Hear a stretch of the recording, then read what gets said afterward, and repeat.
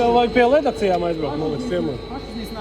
Šodien esam pie Ala Ligniju, paskatītos, kā priekš Ralfkaus siltumnīcām top materiāls. Čau, Elgar, ko mēs te darām? Kas te notiekās šajā procesā tagad?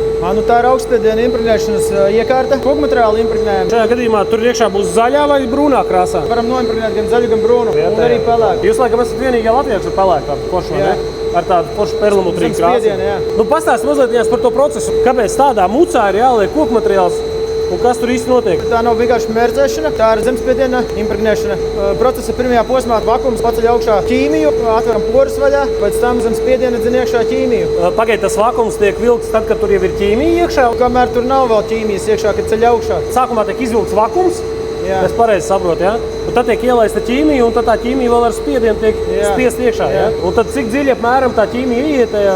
Tas ir atkarīgs no koka sugas, mitruma un vēl pašas šķiedras. Nu, restīvi, vai tā ir serde koksne, ja? Vai tas vai aplieva, vai serde, un, vai tā ir egle, vai priede. Nu, kas tur tagad notiekās? 54%. Tā kā YouTube video, ka lādējās, ja?